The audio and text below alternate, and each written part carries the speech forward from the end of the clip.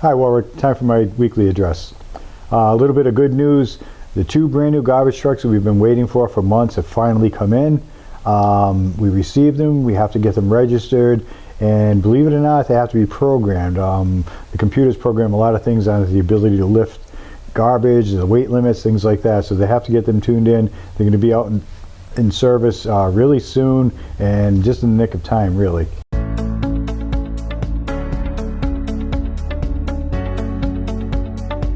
Yesterday, the governor announced that he's dropping the executive order. There will be no more mask mandate in the state of Rhode Island beginning Friday, tomorrow.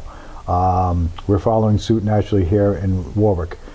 He also said that the schools will be left to their own decision. I don't know what our school department's going to do. From what I've heard, they're inclined to not have masks. We'll see how that plays out. We'll keep you informed about it.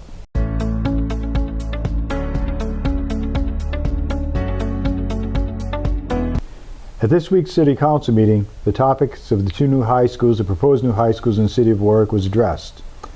What the school department was asking the school committee for was just an endorsement to move the plan along to the next phase, which is a decision by the Rhode Island Department of Education.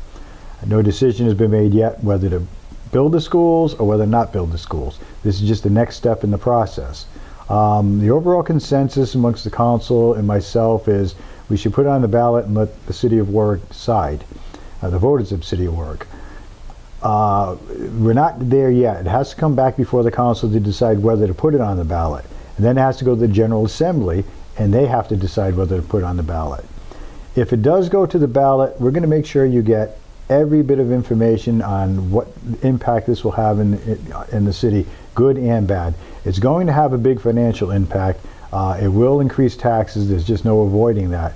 But we're going to get that information so you can make a very informed decision if it comes to a vote.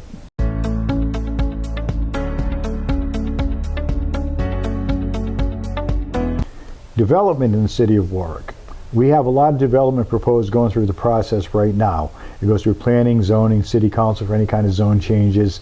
We have a lot of housing, a lot of apartments proposed. We also have quite a bit of retail.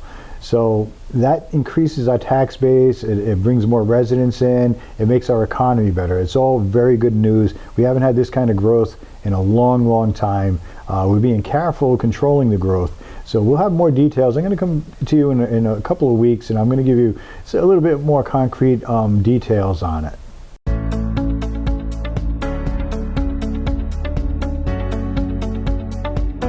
I want to talk to you a minute about this past week's ice storm.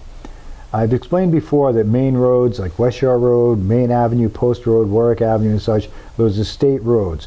We can't repair them, we don't pave them, we don't plow them, we don't treat them. The state does that, and they do a fine job of treating them.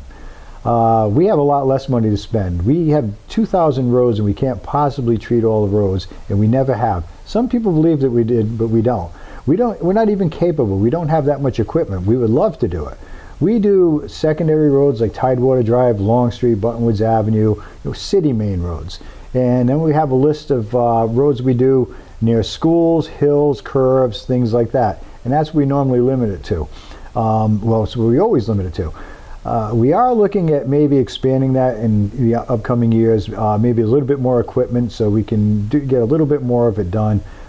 This ice storm was a big challenge. It came up very quickly. Even roads that had thawed from treating or the sun, they remained wet and they refroze that night. So it's a big challenge, and we're going to look at maybe improving it in the coming years. And speaking of ice, it created a lot of potholes.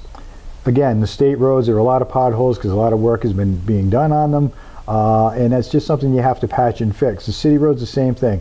In the last couple of years, even before I was mayor, the city council had gotten a loan, a bond for $10 million in road repairs, and we've been moving right along. It's impossible to do it all in a year or even 2 years. It's a lot of paving. We're continuing the program. We've replaced a lot of city streets, and we're going to continue to do so. The pace, it determines that National Grid has been doing a lot of work in replacing pipes in the ground. So once they do that, they're obligated to pay to have the entire street paved. So that's, sometimes it doesn't make sense the way we've done it, but we're waiting for them to do those roads because then they pay for it. Well, of course we can't do it before that. So we have an engineer study. We reassess it every year. We're going to be doing it this spring to do the upcoming paving. And while we're on that topic, state roads.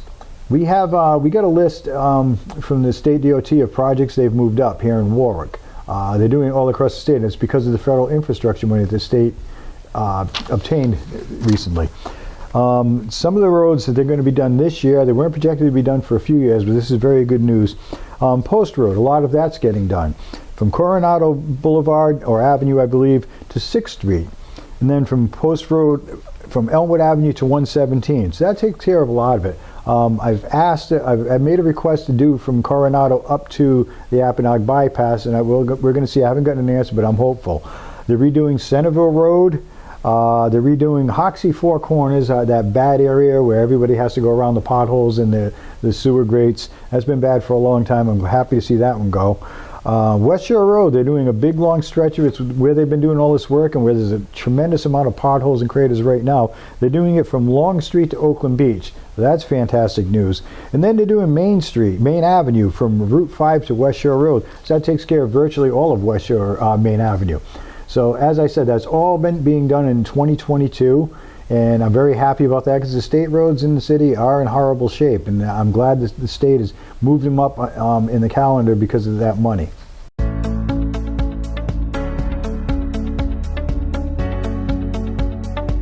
Well, that's it for this week, folks.